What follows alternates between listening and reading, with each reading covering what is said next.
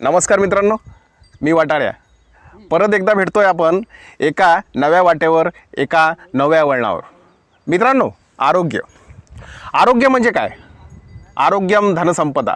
आरोग्य ही आपली खरी संपत्ती आहे. Health is a wealth. तेव्हा आरोग्याकडे दुर्लक्ष करून चालणार नाही. आता सुदृढ आरोग्य असणं म्हणजे काय? शारीरिकदृष्ट्या, सामाजिकदृष्ट्या, आर्थिकदृष्ट्या, भौगोलिकदृष्ट्या, सगळ्यादृष्ट्या तुम्ही सक्षम असणं म्हणजेच आरोग्य का? नाही. तर तुमचं शारीरिक आरोग्य पूरक असणं हे देखील तेवढंच महत्त्वाचं आहे. आयुर्वेदशास्त्रामध्ये आपल्या आरोग्याला अग्रगण्य असं महत्त्व आहे, अनन्यसाधारण असं महत्त्व आहे. जर आरोग्य जपलं तर आपल्याला सर्वच गोष्टी सहजसरशा साध्य होतील.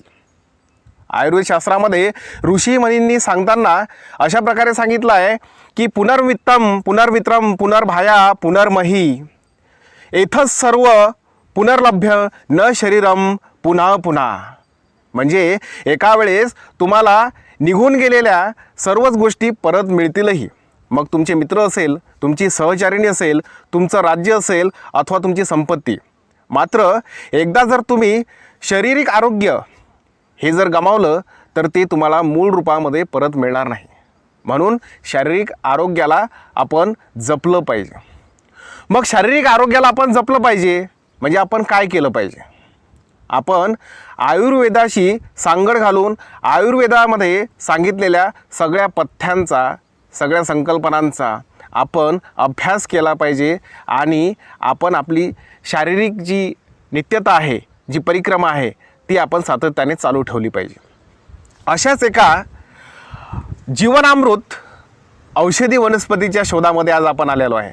अगदी मनमोहक निसर्गरम्य असं वातावरण आहे. So spectacular and picturesque atmosphere is there. You can see that. फार छान इथे असा ओढा आहे. ओढ्याच्या तीरावर मी आहे. खूप छान असं आपलं या ठिकाणी वातावरण आहे. तर अशाच एका औषधी वनस्पतीच्या शोधामध्ये आपण आता निघणार आहोत. मित्रांनो, अखेर आपण ज्या झाडाच्या शोधात होतो त्या झाडाजवळ आपण येऊन ठेपलो आहे. आपण बघताय त्या ठिकाणी ते लिंबाचं झाड आहे. हो, लिंबाचं झाड. आपल्या चोहीकडे अगदी विपुल प्रमाणामध्ये, भरपूर प्रमाणामध्ये, मुबलक प्रमाणामध्ये आढळणारं हे लिंबाचं झाड. लिंबाचा पाला जरी चवीला अतिशय कडू असला तरी फार हितकारक आहे. आता लिंबाच्या पाल्यामध्ये असे काय विशेष गुणधर्म आहेत, त्याच्या आरोग्याला काय फायदे आहे, हे तर आपण जाणून घेणार आहोत. ठीक आहे, चला माझ्यासोबत. मित्रांनो, ज्या झाडाच्या शोधामध्ये आपण या ठिकाणी आलो ते झाड आपल्याला गवसलेलं आहे. हो, मी बोलतो आहे लिंबाच्या झाडाविषयी. लिंबाचं झाड आपल्या इतरत्र चोहीकडे अत्यंत भरपूर विपुल प्रमाणामध्ये आढळणारं हे लिंबाचं झाड. आपल्या जीवनामध्ये याचं अनन्यसाधारण असं महत्त्व आहे. जीवनामृत, जीवनसंजीवनी अशा अनेकानेक उपमा या झाडाला देण्यात आलेल्या आहेत. आरोग्यावर या लिंबाच्या झाडाचे कुठले असे फायदे आहेत, आरोग्याला किती हितकारक आहे, किती पूरक आहे, हे तर आपण जाणून घेणारच आहोत. पण त्याविषयी थोडक्यात माहिती या लिंबाच्या झाडाविषयी, लिंबांच्या पानाविषयी, लिंबांच्या सालीविषयी आणि लिंबांच्या डहाळीविषयी आपण जाणून घेऊ. या ठिकाणी फ्रेश असा हा लिंबाचा पाला आहे जो मी तोडतोय. सर, थोडंसं क्लोज आहे. हा लिंबाचा पाला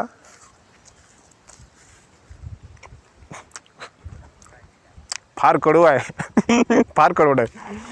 मित्रांनो, लिंबाचा पाला एवढे मोठे औषधी गुणधर्म की खरंच स्मृतिवंश होऊन जाईल. मी काय सांगतो याच्यावर विश्वास बसत नाही ना. चला तर जाणून घ्या.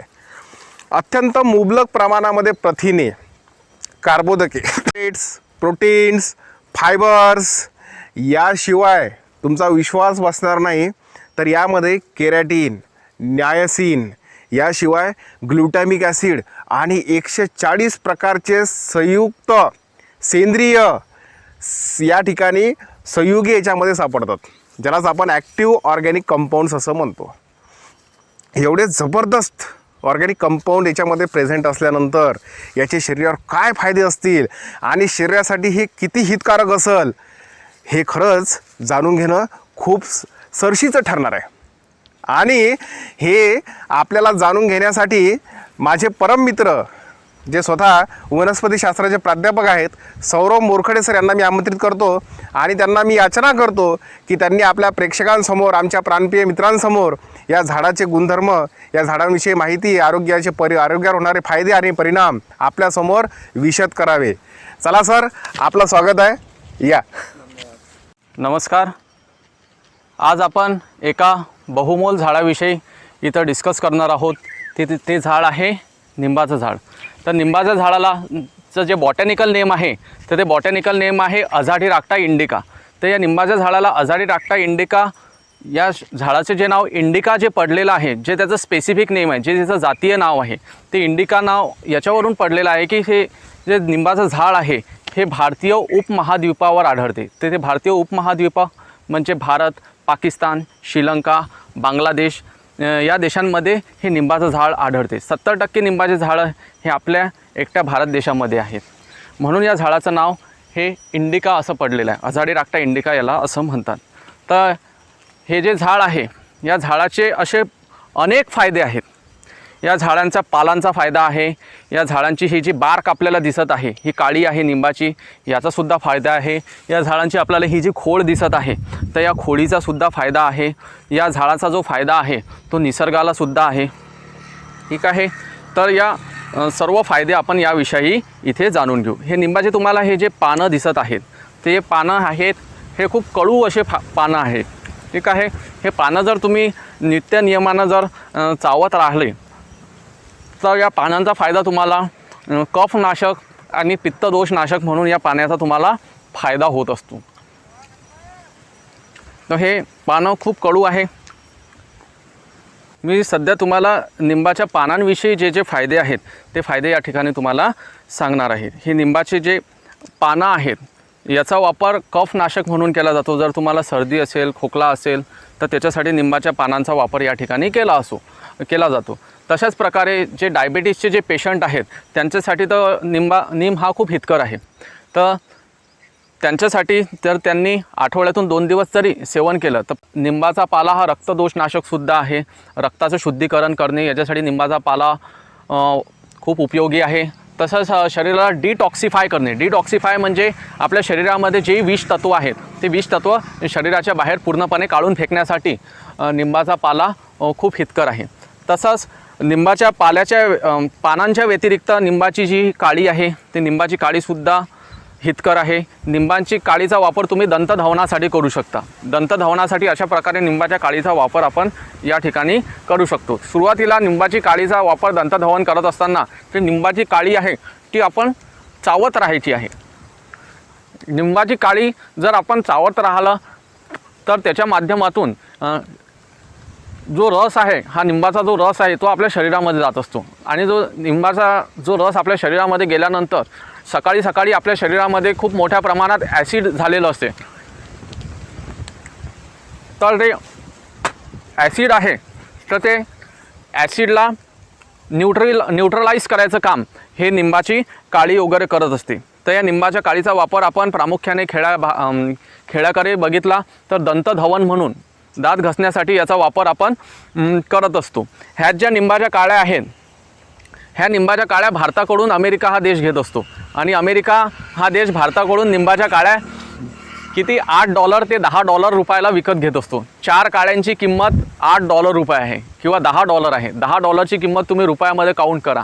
तर आज $1 विकत घेण्यासाठी आपल्याला $80 मोजावं लागतात. म्हणजे ह्या 4 निंबाच्या काळ्या ह्या लहान अमेरिका ह्या $800 विकत घेतो किंवा $1000 विकत घेतो.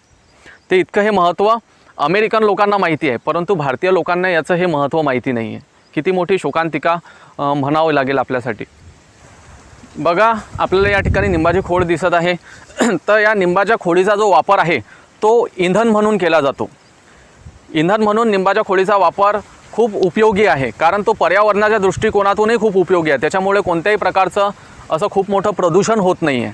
ठीक आहे. आणि निंबाच्या झाडाविषयी तुम्हाला माहीतच आहे की निंबाचं झाड हे दिवसासुद्धा ऑक्सिजन देते आणि रात्रीसुद्धा ऑक्सिजन देते.